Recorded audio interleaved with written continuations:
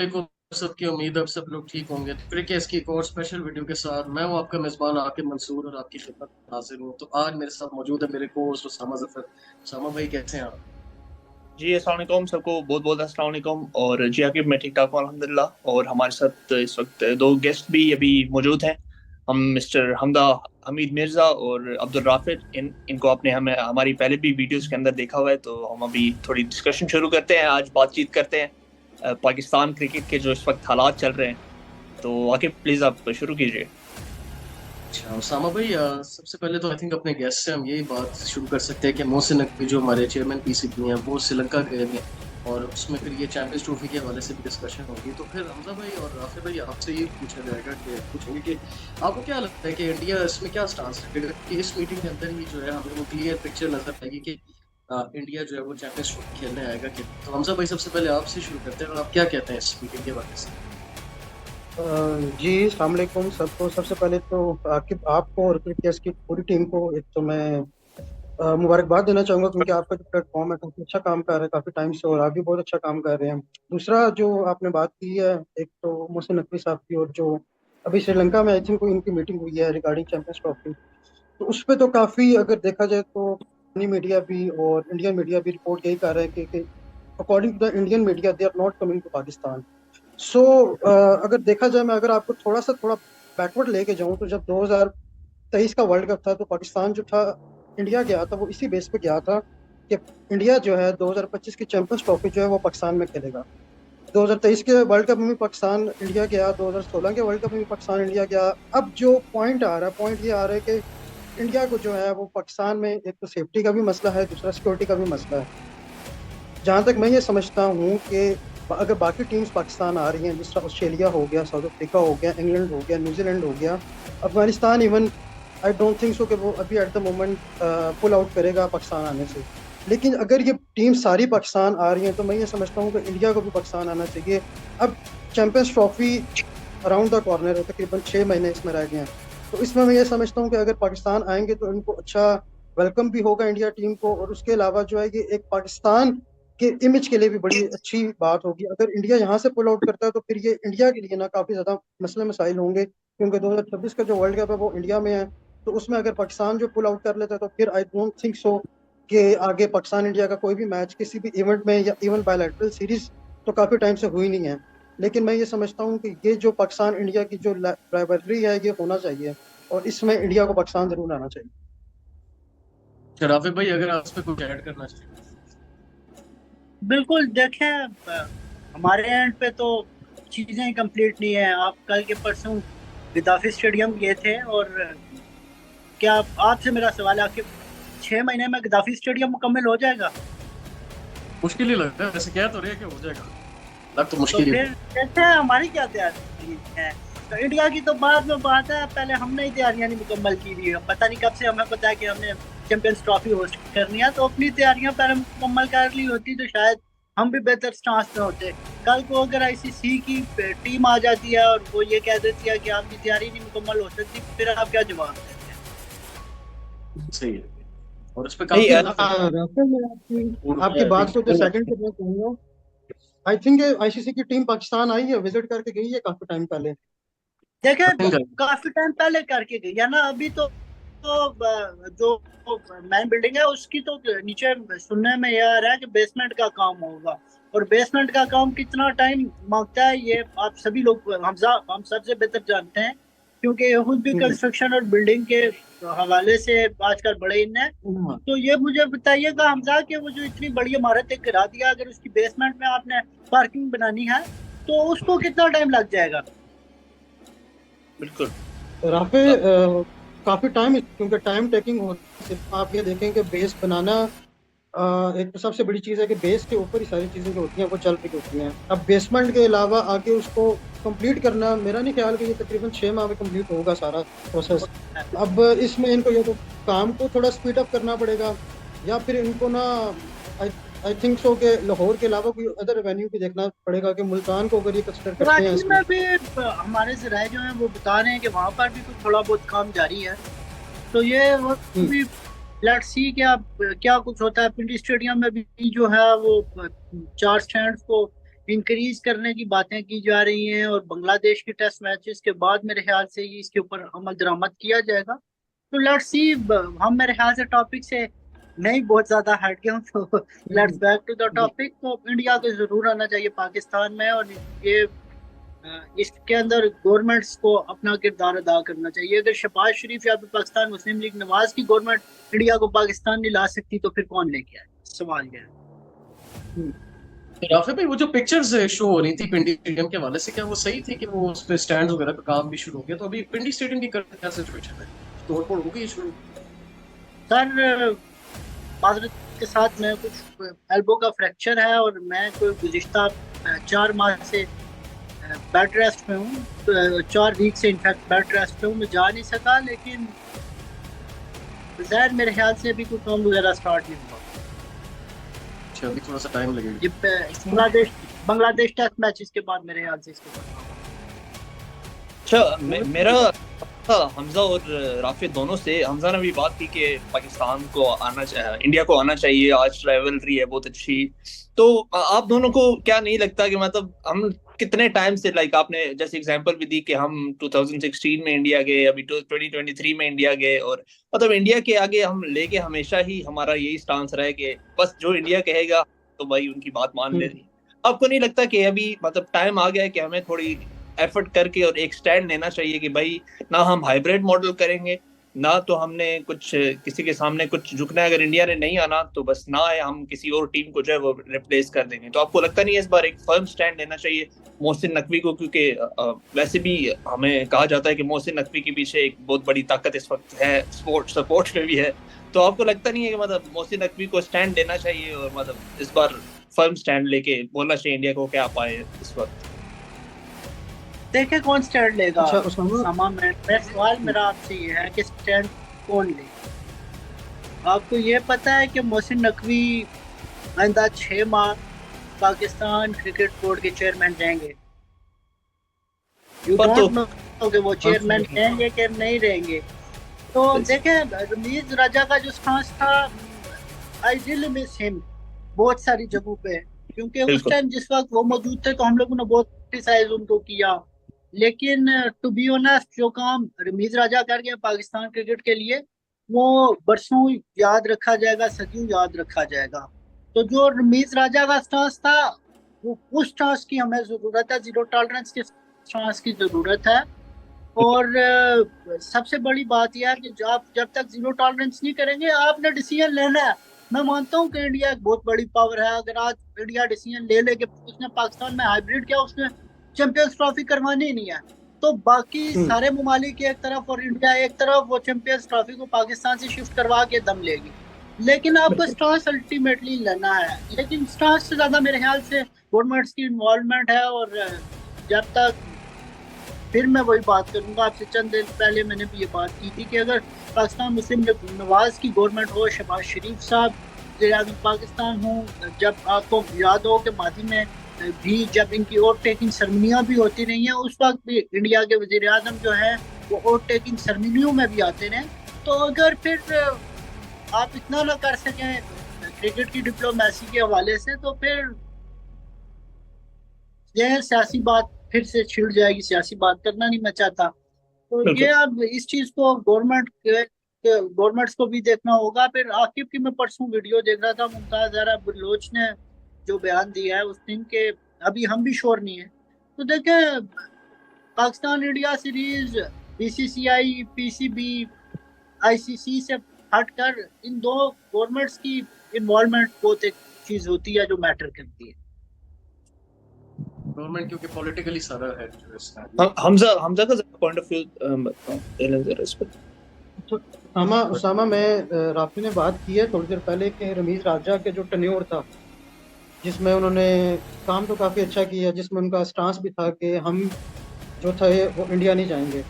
2023 के world cup की अगर मैं स्पेशली बात करूं या एशिया कप की मैं बात करूं, लेकिन देखा जाए तो एंड मोमेंट पे भी रमीज राजा ने यू टर्न ले लिया था। उसमें हाइब्रिड मॉडल पे आप एशिया कप खेलने चले गए थे, ठीक है। अब जहाँ तक मोहसिन नकवी का ताल्लुक है, आई थिंक यहाँ पे ना फर्म स्टैंड ले लिया गया पाकिस्तानी गवर्नमेंट की तरफ से भी और पीसीबी की तरफ से भी, कि इन्होंने या तो ये चीज़ कंफर्म कर ली है आइदर चैंपियंस ट्रॉफी पाकिस्तान में होगी या फिर चैंपियंस ट्रॉफी विदाउट इंडिया होगी, और वो भी पाकिस्तान में होगी। अब ये It's देखें, too अब ये जो early to say anything, sir. Hmm, It's too जी early. Rafay, It's too early to say anything. लेकिन राफे मेरा ख्याल है स्टांस ले लिया गया या क्योंकि मेरा नहीं ख्याल कि ये पाकिस्तान से बाहर चैंपियंस ट्रॉफी खेलेंगे, या तो पाकिस्तान पुल आउट माइनस कर देगा इंडिया या सर इंडिया पॉसिबल ही नहीं है, करेगा। पॉसिबल ही नहीं है माइनस इंडिया सर। फिर माइनस इंडिया नहीं होगी, फिर इंडिया के साथ 4-5 बोर्ड और भी होंगे, ये चीज है। नहीं नहीं नहीं नहीं नहीं नहीं नहीं नहीं नहीं नहीं नहीं नहीं, जो वोटिंग हुई है ना, जो वोटिंग हुई है, वोटिंग पाकिस्तान के हक में हुई है राफे। 4 से 5 टीम्स हैं जो पाकिस्तान के हक में हैं अभी भी। ये तो उस टाइम जब एशिया कप हुआ था, उस टाइम भी हाइब्रिड मॉडल के ऊपर सिर्फ और सिर्फ इंडिया स्टैंड ले रहा था। फिर एक वक्त आया कि श्रीलंका भी आगे हो गया, बांग्लादेश आगे हो गया, फिर अफगानिस्तान आगे हो गया। ये चीजें हैं कि जब वक्त टूटेगा तो आप देखेंगे कि इंडिया की जो लॉबी है वो बहुत बड़ी लॉबी है और वो स्टैंड करेगी। It's too early to say anything, लेकिन यह है कि आपको एक प्रेशर बिल्ड अप करना चाहिए, नैरेटिव बिल्ड अप करना चाहिए। Let's see, let's hope for the best, fingers crossed. Mir Raja ने जो एक फर्म स्टांस रखा कि आपने नहीं आना तो फिर हम भी नहीं जाएंगे, वही वाला स्टांस अभी दोबारा रखने की जरूरत है।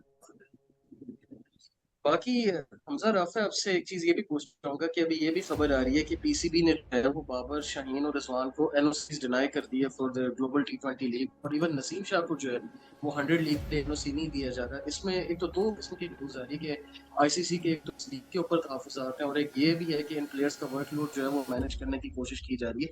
तो आप दोनों कैसा देखते हैं इस न्यूज को कि क्या पीसीबी की जानिब से एक अच्छा फैसला है कि इनको ये लीग खेलने से जो है वो रोका रहे हैं?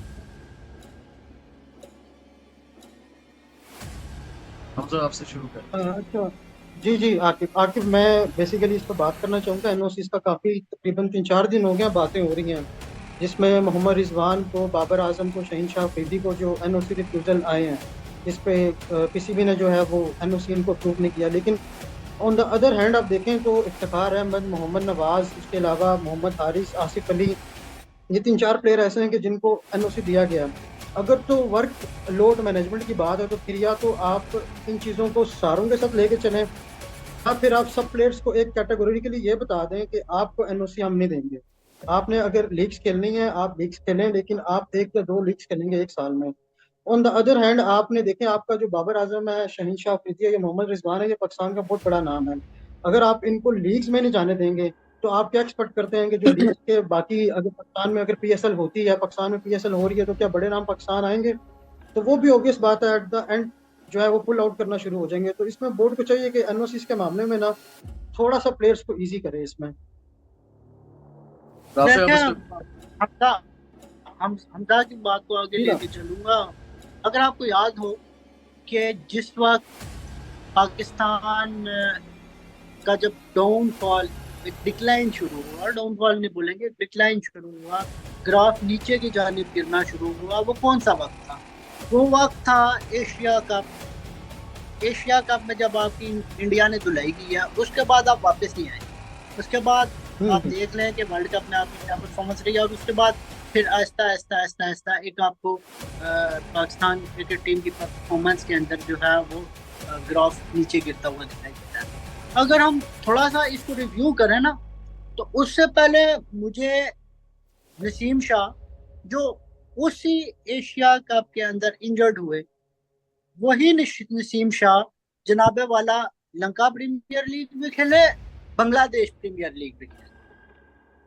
तो ये जो लीग है देखें, इसके अंदर आपको डिसीजन, जिस तरह ये मैं पाकिस्तान क्रिकेट बोर्ड को 100 आउट ऑफ 100 इस चीज पे मार्क्स देता हूँ कि अब आपने पिक एंड चूज कर लिया कि किसको आपने लीग खेलने देनी या किसको नहीं खेलने देनी। देखें, अगर नसीम शाह लीग खेलेगा तो वो इंटरनेशनल क्रिकेट के अंदर इंजर्ड होगा। शहीन शाह, उसके अंदर हम देखेंगे कि उसको फटीग फैक्टर दिखाई देगा। 100 खेल के आए थे, 100 बॉल खेल के आए थे उसी जो है एशिया कप से पहले। शहीन शाह, उनको भी हमने देखा था कि कुछ थोड़ा सा वर्कलोड का इशू था। लेकिन जब आपने सारों को एनओसी दे दी हैं, तो मेरा एक छोटा सा सवाल है उसामा आपसे और आकिब आपसे, कि आपने फिर आजम खान और सैम अयूब को क्यों एनओसी दी जब आपने बाकी सबको दे? ये भी लगता है, मैं शुरू कर देता हूँ। मुझे लगता है कि मतलब इनके पीसीबी के जितने भी डिसीजंस होते हैं, किसी का कोई सर पैर नहीं होता, मतलब आउट ऑफ पैनिक कोई भी डिसीजन कर देते हैं। कभी किसी को हटा देते हैं, कभी किसी को इंजर्ड करा देते हैं, कभी किसी को मैच में मतलब वो फिट होता है की वजूहात के बिना पे वो मैच नहीं खेलता, तो मतलब या कभी चीफ सिलेक्टर वायर हो जाते हैं, तो मतलब आउट ऑफ प्लेसेस हर जगह पे इनके डिसीजन होते हैं, कोई क्लैरिटी नहीं है, बस जो भी नजर आता है। कभी सर्जरी शुरू हो जाती है, तो मतलब इस तरह कभी भी कोई जो है वो क्रिकेट बोर्ड या टीम नहीं चल सकती। आपको एक प्रॉपर प्लान के साथ एक चीज को फॉलो करना पड़ता है। इसलिए मुझे रमीज राजा की जो पॉलिसीज थी वो बेशक चाहे बुरा था पिचेस के लिहाज से, पिचेस के टाइम पे उस पर थोड़ी क्रिटिसिज्म हुआ कि पिचेस अच्छी नहीं थी, बहुत ज्यादा स्कोर बन दिया, लेकिन एक यही क्रिटिसिज्म था। बाकी रमीज राजा का जो माइंडसेट था वो था कि उसने क्रिकेट को ठीक करना है और डिसिप्लिन के साथ ठीक करना है। ये नहीं कि आप ऐड ऑन करूंगा आपकी बात में, ऐड ऑन करूंगा। जो एज ग्रुप क्रिकेट के लिए रमीज राजा ने काम किया है वो पाकिस्तान की तारीख में एज ग्रुप क्रिकेट के लिए बिल्कुल एग्री करेंगे आप तक। इसके बाद आप देखते हैं डोमेस्टिक क्रिकेट जो इस साल लास्ट सीजन हुआ है, अगर आपने फॉलो की हो, डोमेस्टिक क्रिकेट का ना मुंह था ना सर था। मैं एक भी डोमेस्टिक क्रिकेट के परफॉर्मर को अगर पाकिस्तान खिला दूं ना, तो वो लड़का ऐसा फ्लॉप होगा जैसे एक गली मोहल्ले के बच्चे को आप फर्स्ट क्लास खिला दें, जैसे सैम अयूब फ्लॉप हुए हैं। क्यों? क्योंकि डोमेस्टिक क्रिकेट का आपने मेयार बहुत गिरा दिया है। करना आपने क्या था कि आपने 6 टीम्स बनाई थी, वो 6 टीम रहने देते, 6 डिपार्टमेंट ले आते। आपने किया क्या जी कि आपने 16 रीजन बना दिए, 16 रीजन में आपने टीम तकसीम कर दी है। फिर इसके बाद आपने जी ग्रेड 2 भी करा दिया, ग्रेड 1 भी करा दिया डिपार्टमेंट्स की। तो जो गुज़िश्ता साल का डोमेस्टिक सीजन था वो पाकिस्तान क्रिकेट की मैं 2009 से फॉलो कर रहा हूँ, पाकिस्तान क्रिकेट की तारीख का सबसे बुरा डोमेस्टिक सीजन आपने पिछले साल करवाया। आपको पता ही नहीं था कि डेट्स क्या है। यकीन जाना है कि आपका सितंबर में सीजन शुरू होता है, अभी भी जुलाई आ गया, आपको डेट्स नहीं आई अभी तक। कोई प्लेयर क्या तैयार होगा मुझे बताएं डोमेस्टिक सीजन के लिए। फिर दूसरी सबसे बड़ी बात है कि आपने ये जो हम देखते हैं पाकिस्तानी सियासत में होता है कि जो पिछला आता है अगला आता है, उसने पिछले के सारे निज़ाम को दरम बरम कर देना। तो आपने लिटरली पाकिस्तान क्रिकेट की डोमेस्टिक क्रिकेट को बर्बाद कर दिया है, तबाह कर दिया है, और शायद ही कि आप आने वाले 2-3-4 साल में आप उसको बेहतर कर सकते हैं। सही बात, बिल्कुल। हाँ, ये बेसिकली आपकी बातें हैं राफेल, जो पीसीबी है उनके फैसले कॉन्ट्रडिक्ट कर रहे हैं। तो राफेल, बल्कि आप इस हवाले से भी बात करना चाहें कि बड़ी सर्दी जो है बेसिकली जो पीसीबी की बातें करता था, अभी तक आपको कोई फील हुआ है कि उसके असरात को नजर आना शुरू हुए, या बड़ी सर्दी जो है उससे बातों की हद तक ये रह गई? सर, एक बड़ी अच्छी चीज है कि पैनिक नहीं हुए, कि पाकिस्तान की टीम ने लैंड करना था लाहौर के अंदर, और नेशनल क्रिकेट अकेडमी में बैठे हुए लोग जो हैं वो बड़े बड़े डिसीजंस ले लेते थे, पैनिक नहीं हुए। लेकिन स्टिल अभी चंद एक चीजें हैं जिन पे मेरे ख्याल से काम करने की जरूरत है। देखें, बड़ी एक, शायद लोग डिसएग्री मुझसे करें, मैं मुकद्दस गाय के बारे में बात करना चाहूँगा ज़रूर। शायद आप तीनों मेरे से डिसएग्री करना शुरू कर दें। आप सिर्फ बात करेंगे अगर इस T20 वर्ल्ड कप की, तो इस T20 वर्ल्ड कप में ग्रुपिंग थी। मुझे बताएं कि 2021 के T20 वर्ल्ड कप में कौन सी ग्रुपिंग थी, 2022 के T20 वर्ल्ड कप में कौन सी ग्रुपिंग थी, या फिर 2023 का जो वर्ल्ड कप था उसमें कौन सी ग्रुपिंग थी, फिर बीच में 2 एशिया कप गुजर के गए उनमें कौन सी ग्रुपिंग थी।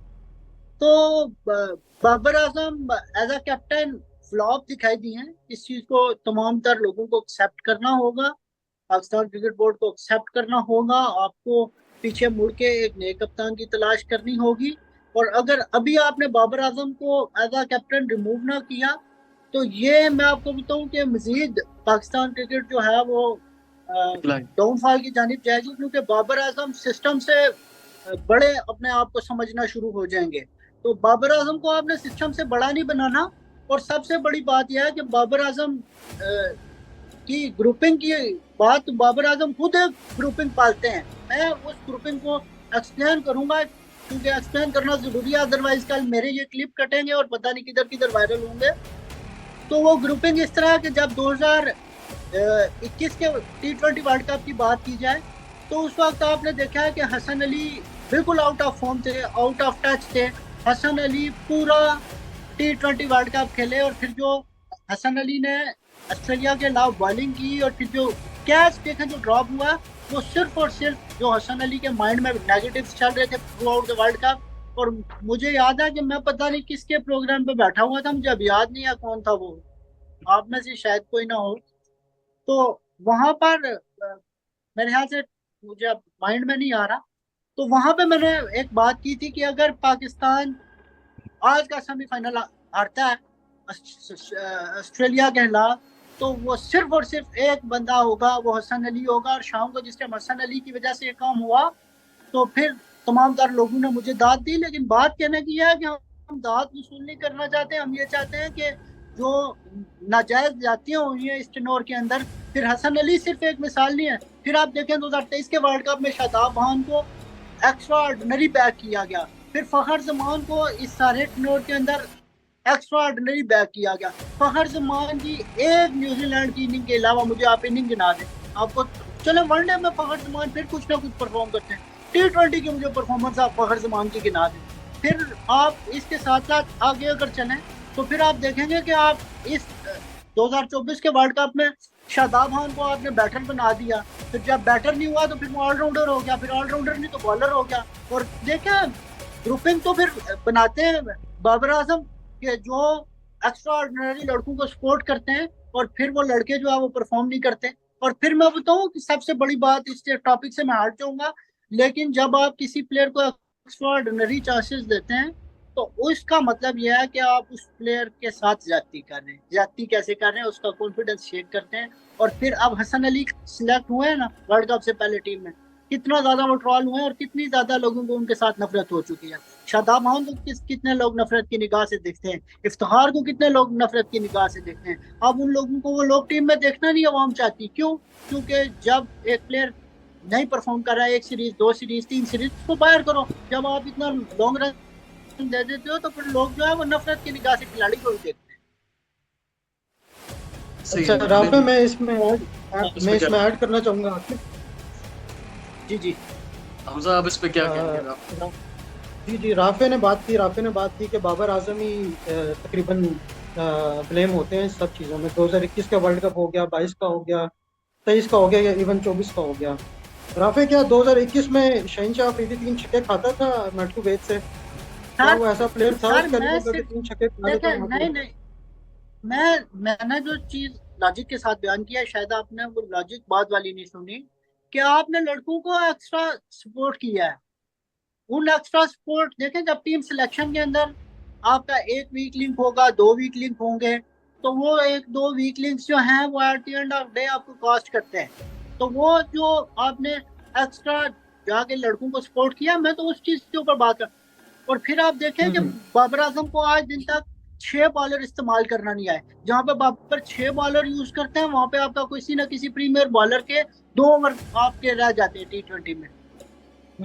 तो ये देखें कि कहाँ पे ड्रॉबैक्स हैं, उनको आपको एक्सेप्ट करना होगा। और अगर देखें प्लेयर्स की परफॉर्मेंस, देखें कैप्टन, तो फिर मैं आपसे ये बात करूंगा कि फिर क्यों केन विलियमसन ने जो है वो रिटायरमेंट दी है एज अ कैप्टन? क्यों स्टेप डाउन हुआ है केन विलियमसन? फिर केन विलियमसन ने तो नहीं हरवाया आपको, फिर आपको इसी तरह हसरंगा ने नहीं हरवाया, क्यों वो स्टेप डाउन हुआ है? क्योंकि डिसीजंस देखें मैटर करते हैं। एक प्लेयर जो है उसका गुड डे बैड डे हो जाता है। आप देखें जिस तरह ये कहा जा रहा है कि फील्ड प्लेसमेंट के हवाले से भी जो है वो जो आखिरी बॉल पे छक्का लगा है, हारिस रऊफ को उन्होंने मुंह में बॉल किया और लॉन्ग ऑफ जो है वो मिड ऑफ हुई भी थी, तो उसके हवाले से भी बातें जरूर हैं। तो ये देखें कि डिसीजंस मैटर करते हैं। क्रिकेट एक ऐसी खेल है जिसमें कैप्टन का बहुत रोल है। ये नहीं आप कह सकते कि अगर एक प्लेयर की वजह से एक मैच आमिर ने 4 वाइड्स कर दी सुपर ओवर में, तो आमिर कसूरवार है। आमिर भी कसूरवार है, लेकिन कैप्टन भी कसूरवार है। आमिर को ओवर क्यों दिया है, सवाल ये है। चले, इस तरह तो ये डिबेट बहुत हम जितनी लंबी करना चाहें तो हो, थोड़ी आगे की टॉपिक की बात, सबके अपना अपना ऑब्वियसली पॉइंट ऑफ व्यू होता है। हम आगे की बात करते हैं फ्यूचर की। पास्ट तो हम कितनी कर ले, पास्ट से तो हम बंदा सिर्फ सीख ही सकता है। फ्यूचर का आप लोग बताएं, मतलब अभी क्या लगता है, मतलब अब कैप्टनसी में कुछ आप लोगों को चेंजेस नजर आ रही है? अभी हमने जो फोकस है वो ज्यादातर T20 वर्ल्ड कप या उस पर रखा हुआ है। जो असल फॉर्मेट है टेस्ट क्रिकेट उसकी कोई बात नहीं करता। लास्ट टाइम हमारे पास सबसे अच्छी अपॉर्चुनिटी थी, पाकिस्तान का होम सीरीज कितनी ज्यादा थी, लेकिन हमने वो अपॉर्चुनिटी इंग्लैंड हारे, न्यूजीलैंड से हारे, ऑस्ट्रेलिया से हारे, मतलब बिल्कुल ही कोई हमारे मतलब था ही नहीं। कि थोड़ी एक्सपेक्टेशन थी कि एटलीस्ट पाकिस्तान के अंदर मैचेस हो रहे हैं तो पाकिस्तान एटलीस्ट टॉप 3 में या 2 में क्वालिफाई तो करेगा, बट अनफॉर्चुनेटली हमें नहीं इस तरह मिल सका। तो आपको क्या लगता है, हमजा मैं आपसे स्टार्ट करूंगा कि आपको क्या लगता है जो 2024 जो नेक्स्ट सीजन आ रहा है, आपको कुछ एक्सपेक्टेशन है पाकिस्तान की टेस्ट टीम से स्पेशली कि कुछ वो अच्छा परफॉर्म करेंगे? बिल्कुल उसामा, चलिए टेस्ट टीम पे तो हम आते हैं ना, लेकिन इसमें मैं एक चीज़ मिस कर रहा था। 2022 का हमारा वर्ल्ड कप हुआ था ऑस्ट्रेलिया में। इसमें हमारा टॉप स्कोरर कौन था T20 में जो पाकिस्तान की तरफ से खेला था? Shan Masood. Playing extraordinary Knox, उसने इंडिया के खिलाफ भी अच्छा परफॉर्म किया, उसने न्यूजीलैंड के खिलाफ भी अच्छा परफॉर्म किया। शान मसूद क्यों मिसिंग लिंक है पाकिस्तान में? क्या आप नहीं समझते कि शान मसूद जो है उसको ओडीआई टीम में होना चाहिए चैंपियंस ट्रॉफी के लिए? उसके अलावा दूसरी चीज़ ये है कि अगर आपने सरफराज अहमद को ड्रॉप किया था 2019 के वर्ल्ड कप के बाद, आप उसको टीम में नहीं लेके आए, लेकिन सरफराज अहमद को आप उठा के ले आए टेस्ट मैच में, उसने परफॉर्म किया और उसकी परफॉर्मेंस बोल रही है अभी भी। क्या सरफराज अहमद का 2025 के चैंपियंस ट्रॉफी में होना बनता नहीं है? क्या सरफराज अहमद एक मिडिल ऑर्डर में हमें वो चीज़ दे सकता है?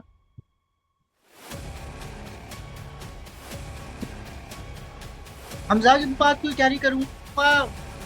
मेरे ख्याल से जो गुज़िश्ता साल पाकिस्तान सुपर लीग का जो एडिशन था उसमें कोटा ग्लैडिएटर्स की जानिब से खेलने वाले सरफराज अहमद की परफॉर्मेंस आपके लिए जवाब है। और जैसे आपने टेस्ट क्रिकेट की बात की है, तो देखें टेस्ट क्रिकेट की कैप्टनसी की अगर बात करता चलूँ तो कॉन्टी आपको पता है कि मेरे ख्याल से डोमेस्टिक क्रिकेट्स का जो सबसे पुराने इवेंट्स हैं उनमें से एक है। और शान मसूद जो है उनको तो गुज़िश्ता मेरे ख्याल से 3 बरस से वो कॉन्टेस्ट की कैप्टनसी करते हुए दिखाई दे रहे हैं। तो शान मसूद की एज अ कैप्टन नहीं, शान मसूद देखें कंसिस्टेंट नहीं है। तो जब तक शान मसूद तो 2-4 रन करेंगे, ऑस्ट्रेलिया की सीरीज में भी हमने देखा कि वो एक इंटेंट हमें दिखाई दी थी जो मिसिंग थी। तो शान मसूद एक इंटेंट के साथ आए थे कि थोड़ा खुद भी तेज रन करना चाह रहे थे। तो ये है कि मेरे ख्याल से फिर आपके पास एक अच्छी ऑप्शन है, लेकिन ये शॉर्ट टर्म सोल्यूशन है आपके पास साल में 8 महीनों में, क्योंकि जब कैप्टन परफॉर्म नहीं करता तो फिर प्रेशर क्रिएट होता है। आप देख लें बाबर ने जब जब परफॉर्म नहीं किया, बाबर ने अपने ऊपर फिर प्रेशर लिया है। तो यह है कि कैप्टन को परफॉर्म करना होगा। जब अगर शान नहीं परफॉर्म करेंगे तो फिर शान के ऊपर भी प्रेशर आएगा, टीम के ऊपर भी प्रेशर आएगा, और फिर वो जैसे उसामा बात कर रहे थे वर्ल्ड टेस्ट चैंपियनशिप की, तो हमारी बॉलर्स की सिलेक्शन एक सवालिया निशान बन गई है। कि आपने देख लिया है कि जो लड़का बैटर्स की हम आमतौर पर बात करते हैं कि बैटर है जी, उसने PSL में 2 छक्के मार लिए हैं, रिवर्स पैडल मार लिया है, या फिर पैडल स्वीप पे छक्का मार दिया है, नो लुक शॉट पे छक्का मार दिया है, आप उसको ले आओ।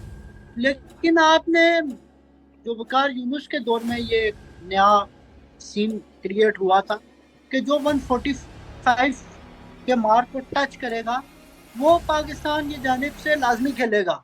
जो PSL के उस सीजन में 145 के मार्क को टच करेगा वो पाकिस्तान टीम के लिए लाजमी खेलेगा। उसने आपके क्रिकेट को बहुत डिस्ट्रॉय किया है। आप देख लें मूसा खान से लेके और फिर कितने लड़के ऐसे आए हैं आपके कि जिनको आप लेके आए कि ये जी 140 करते हैं, ये 145 करते हैं, और परफॉर्मेंस क्या है जी, 0/0। तो आपको ज़रूरत है कि मीर हमजा हो गया, मतलब बात शायद 1 साल और आप पाकिस्तान के लिए शायद खेल सकते हैं। मैं श्योर नहीं हूँ क्योंकि इस साल उनकी काउंटी में परफॉर्मेंस भी कोई खातिर आ नहीं रही। तो यह है कि ऐसे बॉलर्स, फिर हसन अली रेड बॉल का एक अच्छा बॉलर है, आपने उसको वाइट बॉल में खिला खिला के वेस्ट कर दिया, कौम की नफरतें उसके लिए पैदा की हैं। तो जरूरत इसी चीज की है कि अब आपको टेस्ट क्रिकेट के लिए कोई एक आधा तेज बॉलर और फिर उसके साथ आपने तगड़े बॉलर्स रखने हैं जो लाइन लेंथ जानते हो। फिर आपके पास सबसे बड़ी मिसाल है नसीम शाह की, जिसने नसीम शाह को आपने पहले 3-4 साल सिर्फ टेस्ट क्रिकेट खिलाई है, उसको आपने वाइट बॉल से इनफैक्ट इससे ज्यादा जो है वो दूर रखा है। और फिर जब नसीम शाह को हमने देखा है कि जब वो वाइट बॉल में आए तो एक इम्पैक्ट क्रिएट हुआ है, वो लंबी बॉलिंग करना जानते हैं। तो आपको लड़कों को टेस्ट मैचेस खिलाने की जरूरत है। ये जो 4-4 ओवर करते हैं 140 के मार्क के ऊपर, इसके साथ आप टेस्ट क्रिकेट में नहीं परफॉर्म कर सकते। आप निकाल लें स्टैटिक्स क्या है आपके इन बॉलर्स के, ये भी एक सवालिया निशान है। फ्लैट डेक आते हैं, आपके बॉलर बिल्कुल फारिग हो जाते हैं। क्यों फारिग होते हैं? जब लेन लेंथ ही नहीं है तो फारिग भी होंगे। जब आप प्रेशर ही नहीं, आप रन ही नहीं, आप देखें आपसे रन ही नहीं कंटेन होते। आपका कोई बॉलर ऐसा नहीं है जो मतलब 3 से नीचे बॉलिंग एक रेगुलर कंसिस्टेंसी के साथ फास्ट बॉलर कर सके। इकोनॉमी आपके बॉलर्स की 3 से अबव होती है, उसकी सबसे बड़ी रीजन है लाइन लेंथ या T20 खेल खेल के एक यॉर्कर करते हैं, एक शॉर्ट बॉल करते हैं, एक मुंह में कर देंगे, उसके बाद फिर एक वुड लेंथ करेंगे। वो ये है कि आपको आप आइडेंटिफाई करना है कि आपके टेस्ट मैचेस के बॉलर कौन है। मुझे अच्छा लगा कि जो आपके रेड बॉल के कोच हैं उनके साथ पिछले दिन मीर हमजा की गुफ्तगू की जा रही थी। खुदा करे कि मीर हमजा पाकिस्तान की जो रेड बॉल टीम है उसका एक रेगुलर हिस्सा बने, जो 2-3 साल 4 साल में पाकिस्तान के सर्व कर सकते हैं वो करें। लेकिन अच्छा, आप लोगों ने बताया नहीं है कि टेस्ट चैंपियनशिप में क्या लग रहा है आपको, पाकिस्तान के कोई चांसेस हैं या शॉर्ट में बता दें बेशक कि कुछ उम्मीद है या नहीं, दोनों से। उसामा मैं देखा इसमें ऐड ऑन बॉलर करता हूँ अगर आपके हमजा आप जी जी जी जी अच्छा उसामा, इसमें क्या है कि पाकिस्तान जो है ना अभी आई थिंक नंबर 5 या नंबर 6 पे है टेस्ट चैंपियनशिप में, with if I am not wrong 36.6 something points हैं पाकिस्तान के। तो अभी पाकिस्तान ने बांग्लादेश की सीरीज खेलनी है, उसके बाद पाकिस्तान ने इंग्लैंड या ऑस्ट्रेलिया आई थिंक तो सीरीज करनी है। तो इसमें आप अफ्रीका कह तो सकते हैं कि पाकिस्तान के चांस बन सकते हैं, लेकिन अभी भी मैं पाकिस्तान को ऐसा इस तरह कंसिडर नहीं करूंगा, क्योंकि पाकिस्तान की जो बॉलिंग है वो तो आपको बता दी है, राफे ने सारा डिटेल में सारा कुछ बताया। एक हमारा लड़का आया था जिसने ऑस्ट्रेलिया की सीरीज खेली थी, Khurram, if I am not wrong, मैं उसका पूरा नाम भूल गया हूँ। उसने जी पहले मैच में अच्छी खुरमशद बॉलिंग की थी। हाँ, खुरम शहजाद। पहले मैच में उसने काफी अच्छी बॉलिंग की थी, लेकिन दूसरे मैच में आई थिंक उसको कोई हैमस्ट्रिंग का इशू हो गया था, इंजरी, तो उससे बॉलिंग नहीं हो पाई थी। फिर मीर हमजा हमारे पास है, नसीम शाह हमारे पास है, लेकिन उसके अलावा देखा जाए तो हमारे पास कोई बॉलर्स हमें नजर नहीं आ रहे। बैटिंग फिर भी हमारी थोड़ी सी स्टेबल है। टेस्ट में हमारे पास बाबर है, हमारे पास इमाम है, हमारे पास रिजवान है, सऊद शकील है, वो काफी अच्छा परफॉर्म कर रहा है, अब्दुल्ला शफीक है। तो चांसेस 50-50 मैं कहता हूँ कि पाकिस्तान के अगर चांसेस हुए भी तो 50-50 हैं अभी एट द मोमेंट। से। लास्टली आप लोगों से जाते जाते ये पूछना चाहूंगा कि क्योंकि हम टेस्ट मैचेस के वाले से बात कर रहे हैं, तो अभी ये पाकिस्तान शाहीन्स का भी मैच चल रहा है, उसमें मोहम्मद हुरैरा हो गया, कामरान खुराना ने भी अच्छी परफॉर्मेंस दी। तो आप लोगों को ये नहीं लगता कि इनको भी टेस्ट टीम में होना चाहिए था as compare to Saim Ayub या मोहम्मद हक, क्योंकि इनकी परफॉर्मेंसेस जो है डोमेस्टिक क्रिकेट के अंदर काफी देर से नजर आती है और इनको उस तरह इन दोनों प्लेयर्स को मौका नहीं मिला टेस्ट टीम में आने का। एक सीजन शायद और खेल लें तो उसके बाद अगर ऐसी परफॉर्मेंस रही तो खिला देना चाहिए। बैट्समैन को खेलने देना चाहिए, बैट्समैन की मर्जी नहीं करना चाहिए अनलेस अनटिल कोई ऐसा, जैसे उमर अकमल एक रॉ टैलेंट, मेरे ख्याल से उसके बाद कोई ऐसा रॉ टैलेंट नहीं आया पाकिस्तान के पास। बैट्समैन को खेलना देना चाहिए। अभी आप देखते हैं अब्दुल्ला शफीक भी उस तरह नहीं फर्स्ट क्लास खेले हुए, अब्दुल्ला भी फंसते हैं, बहुत सारी जगहों पे वो फंसते हैं। जरूरत यही है कि आपको ना फर्स्ट क्लास सीजन लड़कों को एक आधा और खेलने। अब सैम ने भी 2 सीजन पूरे सीजन में परफॉर्म किया था। सैम भी कोई पैराशूटर नहीं है। सैम अयूब ने भी 2 फर्स्ट क्लास सीजन में रन की हैं। फिर उसके बाद जो है वो सैम अयूब ने वनडे कप में भी रन किए हैं, T20 में भी रन किए हैं। फिर यहाँ पे हमने देखा था, लेकिन सैम का एक बैड पैच शायद चल पड़ा था जब पाकिस्तान के लिए परफॉर्म नहीं कर सके, फिर PSL में भी हाथ हाथ। फिर वो टॉपिक से हटता हूँ, लेकिन बात यही है कि अगर हुरैरा को एक आधा सीजन और खिला देना चाहिए, क्योंकि वैसे भी अभी आपके पास ओपनिंग स्लॉट तो खाली नहीं है। शान मसूद को अपना लाना चाहिए, वन डाउन नहीं आना चाहिए, क्योंकि जिस प्लेयर का जो नंबर है उसके ऊपर वो बैट करे सर, इससे बेटर कुछ नहीं है। आपने T20 में भी 5-5 ओपनर्स खिला के देख लिया है कि क्या नतीजा है। तो क्या अच्छा, आकिब, मैं जरा राफे से कुछ पूछना चाहूंगा रिगार्डिंग टेस्ट की, अगर हमारी बात हो रही है उसामा, बल्कि आपसे भी। हमारे 2 मेन बॉलर होते थे टेस्ट में, एक मोहम्मद अब्बास और एक यासिर शाह। मोहम्मद अब्बास का भी मैं रिसेंटली देख रहा था कि उनकी सबसे बेहतरीन टेस्ट एवरेज है बॉलिंग की पाकिस्तान के लिए। किसी भी ने उनको कहाँ पे गायब कर दिया। और उसके अलावा यासिर शाह, ये दो हमारे ऐसे मेन प्राइम बॉलर थे टेस्ट में जो उस टाइम पीक पे थे अपने। तो आप क्या समझते हैं कि क्या रीजन हुई है कि पाकिस्तान पीसीबी ने इनको डिक्लाइन किया है इन दोनों को? Sir Pakistan cricket board, Usama भी इस टाइम में उसामा की राय भी लूंगा, सिर्फ एक चीज ऐड करता जाऊंगा कि मोहम्मद अब्बास को जिस दिन ड्रॉप किया गया है उस दिन उनको मोहम्मद वसीम ने कॉल की और कॉल करके ये बोला कि बास मैं टीम अनाउंस कर रहा हूँ, आपको हम रेस्ट दे रहे हैं, मैं आपको कॉल बैक करूँ। उसके बाद 1.5 साल मोहम्मद वसीम चीफ सिलेक्टर रहे, मोहम्मद वसीम ने उनको कॉल बैक किया। सही नहीं, इसमें ऐसे ही है, मतलब थोड़ी आप ये भी कह सकते हैं मेरी कोई इतनी मेमोरी अच्छी नहीं है कि मतलब आई थिंक, लेकिन ऐसे ही हुआ था यासिर शाह और अब्बास। आई थिंक यासिर शाह की परफॉर्मेंस थोड़ी डिक्लाइन होना शुरू हुई थी, उसने I think 200-300 run Australia tour के 200 बाद रन दे दिए थे एक टेस्ट मैच के अंदर, और आई थिंक 1-2 विकेट्स ली थी। तो आई थिंक उनका एज भी थोड़ा थोड़ा एजेड भी थे। यासिर शाह ने थोड़ा डेब्यू भी काफी लेट किया था, तो इसकी वजह से मुझे लगता है उनका टाइम आ गया था, तो इसीलिए। और अब्बास भी मतलब एक टाइम पे उनका, हर प्लेयर का जो है वो पीक टाइम आता है और हर प्लेयर का डिक्लाइन भी आता है। लेकिन उसके बाद अब्बास ने परफॉर्म किया, अच्छा। काउंटी में रेगुलर परफॉर्म किया, डोमेस्टिक में भी परफॉर्म किया। उनको मौका दे देना चाहिए था शायद साल पहले। अब इस सीजन में तो यार उनको काउंटी में दूसरा परफॉर्मेंस दी है, लेकिन शायद पिछले साल या फिर पिछले साल बातें भी चल रही थी कि इंग्लैंड के खिलाफ उनको लाया जाएगा, फिर श्रीलंका टूर के ऊपर भी बातें चल रही थी कि उनको लाया जाएगा।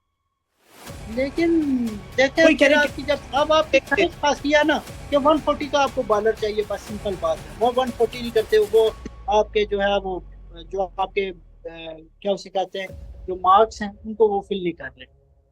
नहीं, अगर अगर ओवरऑल अगर पूरी क्लियरली अगर बात करें तो मतलब यही है कि पॉलिसी का फुकदान है, कोई पॉलिसी नहीं है। मतलब कभी भी किसी को दिल चाहा तो ड्रॉप कर दिया, कभी किसी को दिल चाहा तो टीम में ले आया, मतलब कोई सर पैर नहीं है इस चीज का। ओवरऑल जो बात है वो यही है। हमारा दूसरा ये कि पाकिस्तान ने बैकअप नहीं तैयार किया ना। अगर इन्होंने यासिर शाह को ड्रॉप नहीं था तो क्या हमारे पास उसका बैकअप मौजूद था उस टाइम पे? अगर इन्होंने सोच लिया था, अगर अब्बास को ड्रॉप था क्या हमारे पास बैकअप आ गया था? नोमान अली और साजिद खान खेले हैं पाकिस्तान के लिए यासिर शाह के बाद। तो वो जो दो बॉलर थे वो एक as a second spinner Noman को मैं अभी भी लाइक करूंगा कि Noman as a second spin bowler मेरे पास मौजूद हूँ जो एक ओवर से एक रेड से रन ना दें, जैसे वो अब्दुल रहमान बॉलिंग करते होते थे सईद अजमल के साथ। कि एक अटैकिंग स्पिन बॉलर होगा, एक थोड़ा सा रन कंटेनिंग की जानिब जाएगा। तो जैसे नुमान अली बॉलर थे वैसे बॉलर्स तो मेरे ख्याल से मेरे उनके साथ बड़े अच्छे रवाबत है। मेरी ख्वाहिश है कि वो ये वीडियो ना तो ऐसे जो बॉलर हैं वो हर क्लब की टीम में एक आधा बॉलर नुमान जैसा होता है। और साजिद को तो ऐसे क्लब के मैचेस में छक्के छक्के मार देते हैं जितनी वो फ्लाइट करके करते हैं। तो आपकी पॉलिसी ये थी कि आप बॉलर्स कौन सा लेके आए। फिर देखें जो पाकिस्तान टीम की मुझे सबसे बुरी बात लगती है कि आप कैरी बहुत ज्यादा कर लेते हो, चांसेस नहीं आप देते प्लेयर को। जब हम अब्दुल्ला शफीक का अभी आपने जिक्र किया था हमजा ने, तो अब्दुल्ला शफीक वो प्लेयर है कि जो 1 साल पाकिस्तान टीम के साथ पूरा उन्हें कैरी किया था और उसके अंदर उन्हें 2 मैचेस खेले थे, 3 मैचेस खेले थे। तो ये होता है कि आप फिर जब आपने नहीं खिलाना तो उसको कैरी ना करो, फिर उसका कॉन्फिडेंस ज्यादा शेक होता है। उस्मान कादिर की मिसाल आपके सामने है। और फिर इसके बाद अभी आप देखें, मेरी ख्वाहिश है कि अबरार परफॉर्म करें, लेकिन जब आप अबरार जैसे प्लेयर्स को आप बेंच कराए रखते हो या फिर किसी भी प्लेयर को तो उसका कॉन्फिडेंस शेक होता है। और फिर यहाँ पर मैं एक और प्लेयर का जिक्र जरूर करना चाहूँगा कि मेरी ख्वाहिश है कि तेजी ना की जाए, लेकिन मेहरान मुमताज मेरे ख्याल से वो एक ऐसा बॉलर है कि वो इन फ्यूचर पाकिस्तान के लिए नाम बनाए। एक वो भी है ना, राफे फैसल अकरम भी है जो पेशावर ज़ल्मी के आई थिंक उसके लिए खेला था। स्लाइड बहुत करते हैं फैसल अकरम है, फिर ये मेरे यहाँ पे हमारे इलाके का या सुफियान मुकीम है, तो इनको अपनी वेरिएशन के ऊपर अभी काम करने की जरूरत है। वेरिएशन के ऊपर बहुत काम करने की जरूरत है। आप देख लें, मैं आपको एक मिसाल देता हूँ छोटी सी कि PSL के अंदर ये आप देख लें फैसल को और सुफियान को, जहां पे तगड़े स्पिन बॉलर को खेलने वाले मलिक के खिलाफ सुफियान चढ़ा तो उसको मेरे ख्याल से 20-22 रन उनने कर दी थी कि इससे कम कुछ रन थी। फिर ये होता है कि जहाँ पे स्पिनर्स को तगड़ा खेलने वाले प्लेयर होते हैं ना, वेरिएशन ये हाथ से, पाकिस्तान में मसला क्या है, डोमेस्टिक क्रिकेट में हाथ नहीं चेक होता कि गुगली कौन सी की है और जो नॉर्मल बॉल है वो कौन सा की।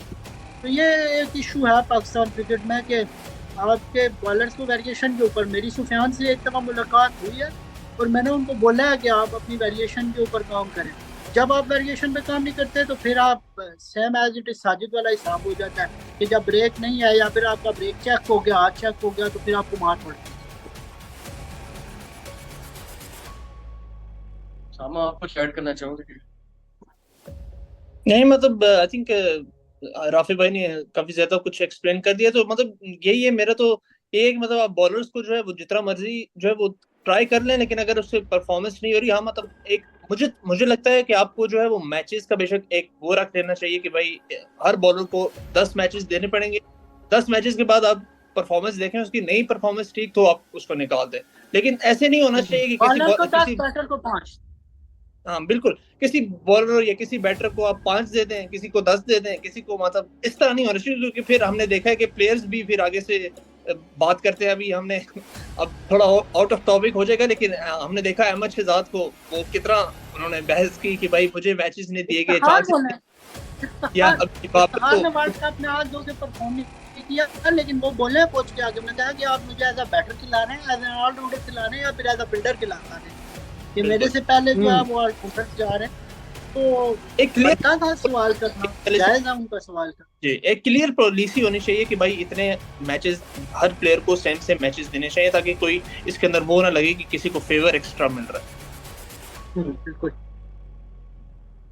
चले हमजा भाई, राफी भाई, thank you so much for time, और आपको कोशिश करेंगे कि दोबारा फिर एक वीडियो के अंदर एंगेज करें। आज माशाल्लाह आप लोगों के साथ काफी डिटेल में डिस्कशन,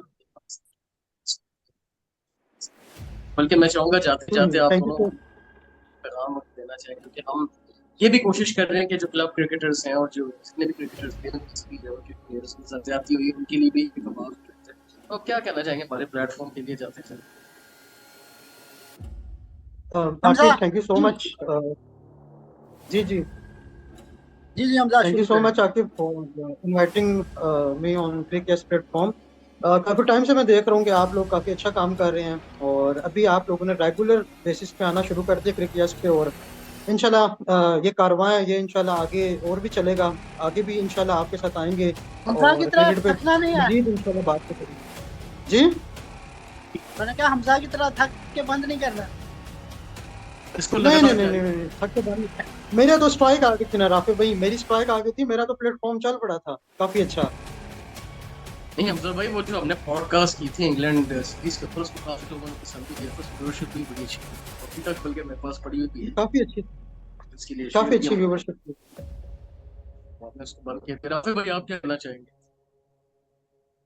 आके बेस्ट ऑफ लक, बहुत आप एफर्ट्स कर रहे हैं, बहुत मेहनत कर रहे हैं, और मुझे याद है वो दिन के जब 2019 की बात है, मैं नया नया वेला हुआ था GTV में कुछ टाइम जॉब करने के बाद, उस टाइम से मेरा और आपका मेरे ख्याल से रब्ता है।